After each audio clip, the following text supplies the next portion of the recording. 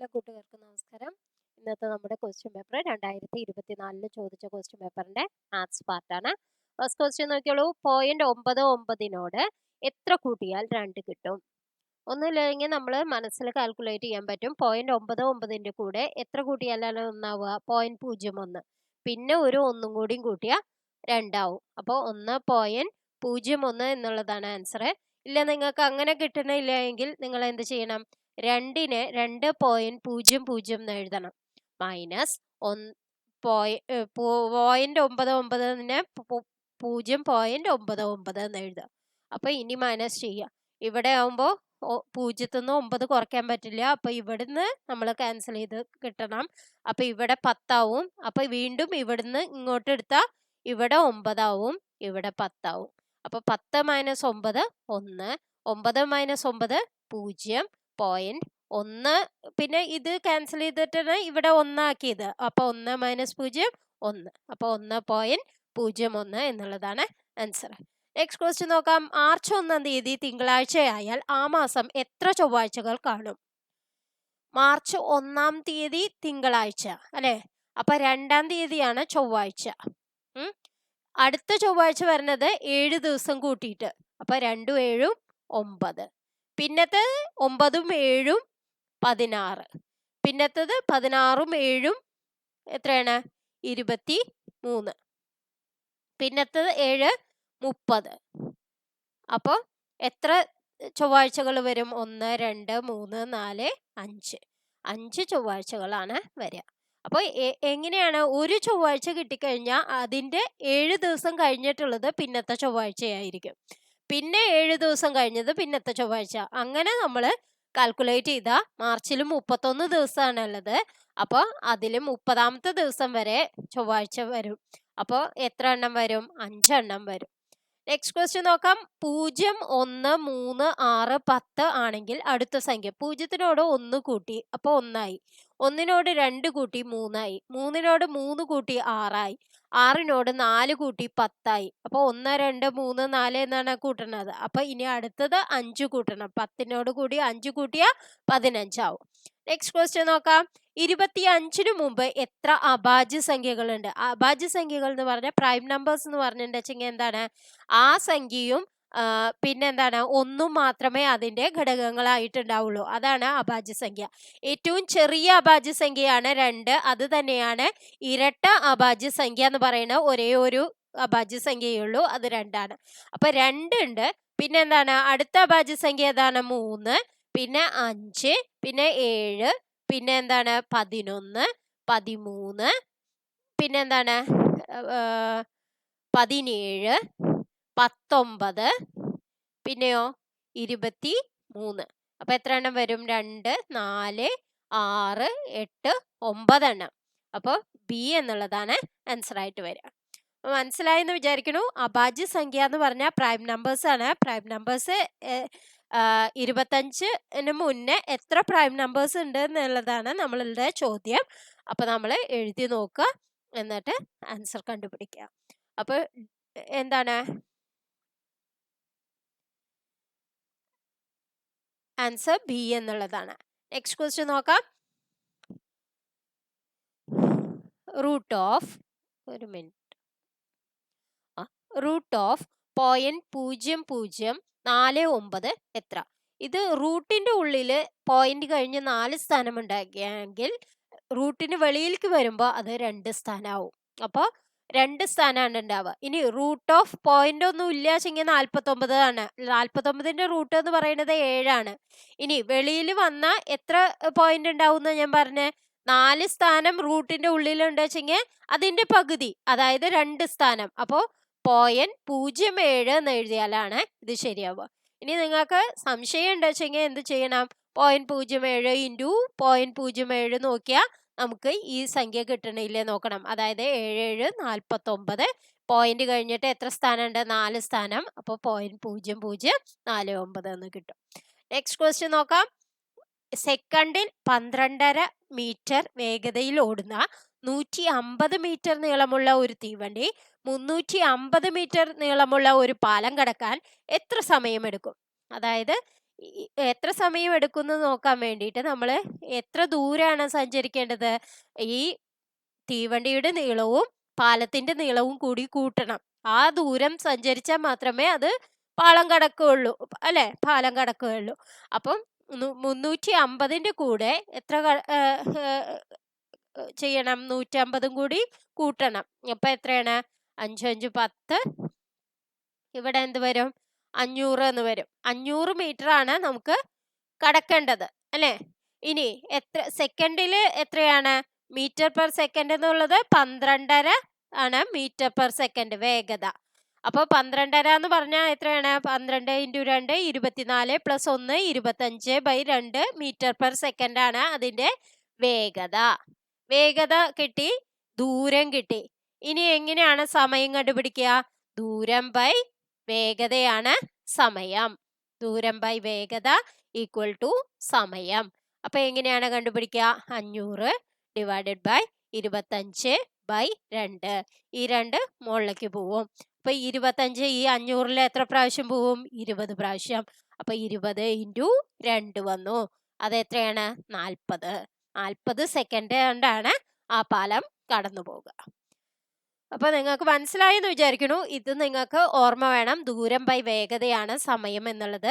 പിന്നെ മീറ്ററിലാണ് ചെയ്യലാണ് metre per സെക്കൻഡിൽ ചെയ്യേണ്ടത്. അല്ല കിലോമീറ്ററിലാണ് തന്നിരിക്കണമെങ്കിൽ വേഗതയും കിലോമീറ്റർ പെർ അവറിൽ നോക്കണം. നെക്സ്റ്റ് ക്വസ്റ്റ്യൻ നോക്കാം. മകളുടെ വയസ്സിന്റെ 3 മടങ്ങാണ് അമ്മയുടെ വയസ്സ്. അമ്മയുടെ വയസ്സും 51 ആണെങ്കിൽ മകളുടെ വയസ്സ് എത്ര? അപ്പൊ എന്താണ്? 51 എന്ന് പറയുന്നത് മകളുടെ വയസ്സിന്റെ 3 മടങ്ങാണെന്ന് തന്നിട്ടുണ്ട്. അതായത് ഡോട്ടറിന്റെ വയസ്സിന്റെ 3 മടങ്ങ്, അതായത് 51. അപ്പൊ ഡോട്ടറിന്റെ വയസ്സ് എന്ത് വരും? 51/3. അത് എത്രയാണ് വരിക? 1 3 3 7 3 21 17 എന്നുള്ളത് വരും. നെക്സ്റ്റ് ക്വസ്റ്റ്യൻ നോക്കാം. എത്ര 1/8 ചേർന്നാലാണ് 1/2 ആകുന്നത്? എത്ര 1/8 ആണ് 1/2-ലുള്ളതെന്ന് നോക്കാം. എങ്ങനെയാണ്? 1/2 ഡിവൈഡഡ് ബൈ 1/8, അല്ലെ? അപ്പൊ എത്രയാണ് വരിക? ഈ 8നെ മുകളിലേക്ക് കൊണ്ടുപോകും, അല്ലെ? A/B/C/D ആകുമ്പോ AD/BC വരും. അതായത് ഇവിടെ എന്ത് വരും? 1 × 8/2 × 1 എന്ന് വരും. അപ്പൊ 2 എത്ര പ്രാവശ്യം പോകും? 4 പ്രാവശ്യം. അപ്പൊ 4 എന്നുള്ളതാണ് ആൻസർ. അല്ലെങ്കിൽ നമ്മൾ എഴുതി നോക്കണം. 1/8 + 1/8 + 1/8 + 1/8 4 പ്രാവശ്യം എഴുതിയ ഇപ്പൊ എന്താവും? 4/8 ആവും. 4/8 എന്ന് പറഞ്ഞാൽ എന്താണ്? 1/2 ആണ്. അപ്പൊ 4 പ്രാവശ്യമാണ് എഴുതേണ്ടത്. നെക്സ്റ്റ് ക്വസ്റ്റ്യൻ നോക്കാം. 2 സംഖ്യകളുടെ ലസാഗുവും ഉസാഗയും യഥാക്രമം 144 24 എന്നിവയാണ്. സംഖ്യകളിൽ ഒരെണ്ണം 72 ആയാൽ രണ്ടാമത്തെ സംഖ്യ എന്ത്? സംഖ്യകളുടെ ഗുണനഫലം എന്ന് പറയുന്നത് ആ സംഖ്യകളുടെ ലസാഗു × ഉസാഗയാണ്. അപ്പോൾ ലസാഗു × ഉസാഗ LCM × HCF എന്ന് പറയുന്നത് സംഖ്യകളുടെ ഗുണനഫലത്തിന് തുല്യമാണ്, അല്ലെ? ഒരു സംഖ്യ x ആയാൽ മറ്റേ സംഖ്യ 72. അപ്പൊ LCM HCF അവര് തന്നിട്ടുണ്ട് എന്ത്? 144ഉം 24ഉം ആണെന്ന്. ഒരു സംഖ്യ എക്സും മറ്റേ സംഖ്യ 72 ആയ ഈ സംഖ്യ കണ്ടുപിടിക്കാൻ എന്താ വഴി? x = 144 × 24/72. 72 144 2 പ്രാവശ്യം, 24 2 48. അപ്പൊ ഏതാണ് ആൻസർ? 48 എന്നുള്ളതാണ് ആൻസർ. നെക്സ്റ്റ് ക്വസ്റ്റ്യൻ നോക്കാം. നെക്സ്റ്റ് 2 ക്വസ്റ്റ്യൻ അവര് ഒഴിവാക്കിയതാണ്. നെക്സ്റ്റ് ക്വസ്റ്റ്യൻ നോക്കാം. 5 സംഖ്യകളുടെ ശരാശരി 41. 35 എന്ന പുതിയ ഒരു സംഖ്യ കൂടി ആറാമതായി ചേർത്താൽ പുതിയ ശരാശരി എത്ര? അപ്പൊ എന്താണ്? 5 സംഖ്യകളുടെ ശരാശരി എങ്ങനെ കണ്ടുപിടിക്കുക? ടോട്ടൽ ഡിവൈഡഡ് ബൈ എത്ര സംഖ്യകളുണ്ടോ 5 സംഖ്യകൾ ഈക്വൽ ടു ശരാശരി, അല്ലെ? ശരാശരി. അപ്പൊ ടോട്ടൽ എങ്ങനെ കണ്ടുപിടിക്കുക? ടോട്ടൽ ഈക്വൽ ടു ശരാശരി എത്രയാണെന്ന് പറഞ്ഞിരിക്കുന്നത്? 41, അല്ലെ? അപ്പൊ ശരാശരി അപ്പൊ ടോട്ടൽ എങ്ങനെ കണ്ടുപിടിക്കുക? 41 × 5. 41 × 5 എത്രയാണ്? 4 5 5 4 5 20 205. ഇനി എന്താ പറഞ്ഞേക്കണേ? 35 എന്ന പുതിയൊരു സംഖ്യ കൂടി ചേർത്തു. അപ്പൊ ടോട്ടൽ എന്തായി? 205ന്റെ കൂടെ 35 ചേർക്കണം. അത് എത്രയാണ്? 240.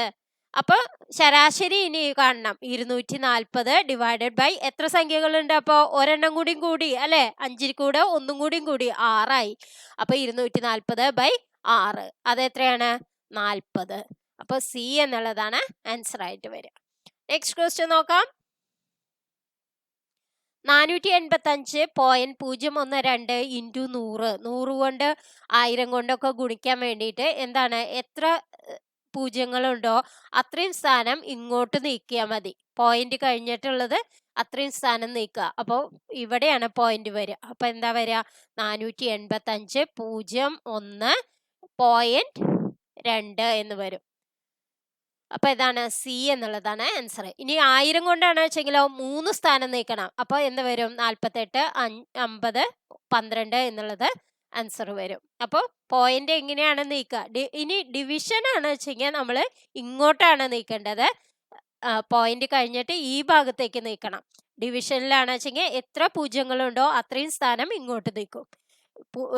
മൾട്ടിപ്ലിക്കേഷൻ ആവുമ്പോൾ നമ്മൾ വലത്തോട്ടാണ് നീക്കേണ്ടത്. Next question. എത്ര വര ഈ ക്രമത്തിൽ തുടർന്നാൽ 5ാമത്തെ ചിത്രത്തിൽ എത്ര വരകൾ കാണും? ഇത് 1ാമത്തെ ചിത്രം, 2ാമത്തെ, 3ാമത്തെ. അങ്ങനെയാവുമ്പോൾ 3ാമത്തേൽ 3 കള്ളി അല്ലേ? അപ്പൊ 4ാമത്തേൽ 4 കള്ളിയാണ് വരിക. 5ാമത്തേൽ എത്ര കള്ളി വരും?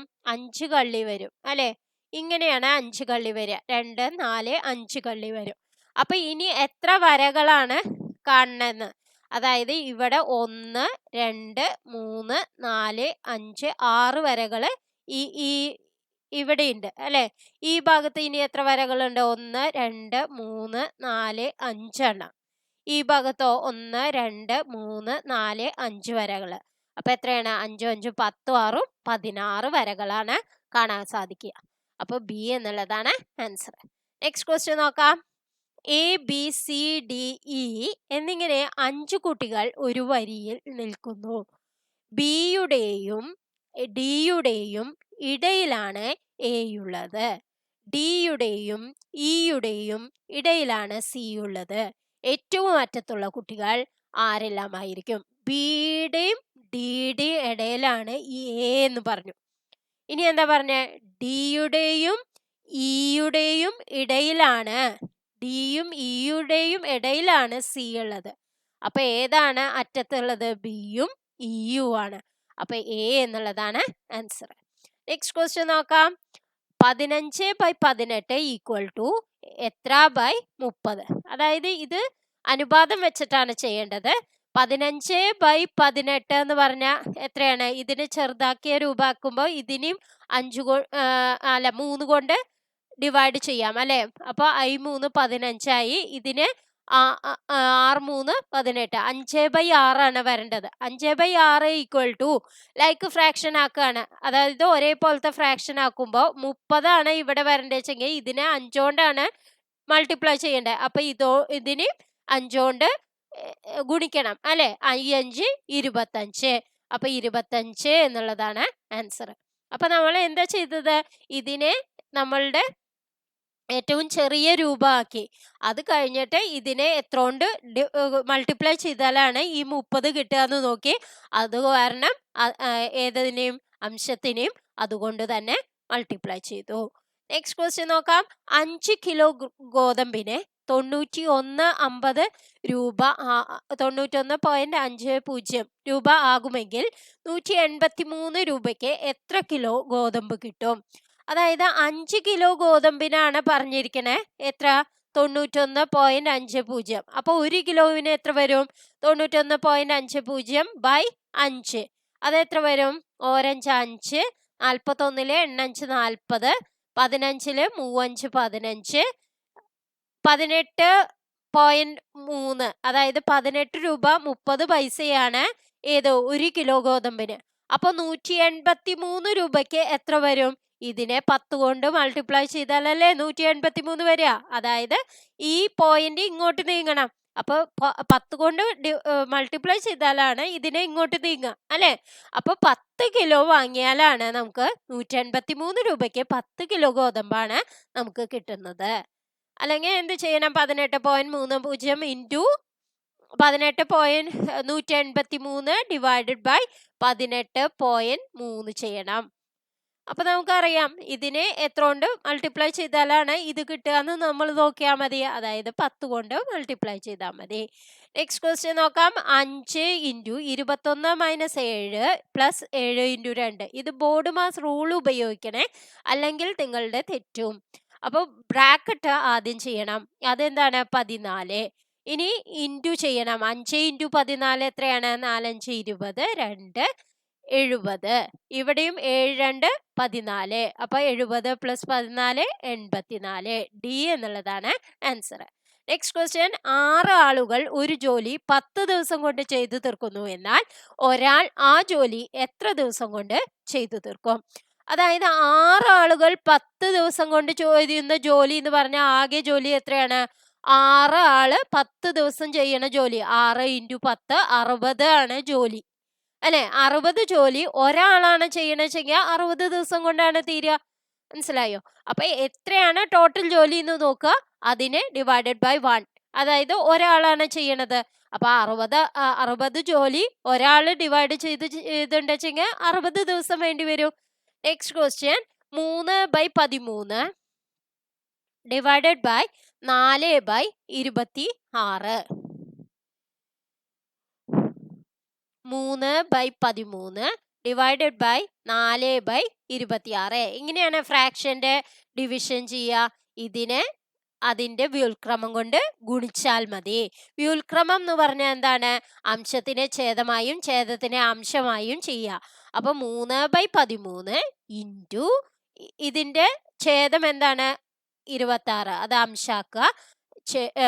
താഴെയുള്ളത് അംശം ഛേദാക്കുക. അപ്പൊ 4 എന്ന് എഴുതും. അപ്പൊ 13 ഇതില് 2 പ്രാവശ്യം, ഇവിടെ 2 പ്രാവശ്യം പോവും. അപ്പൊ എന്താണ്? 3/2 എന്നുള്ളതാണ് ആൻസർ.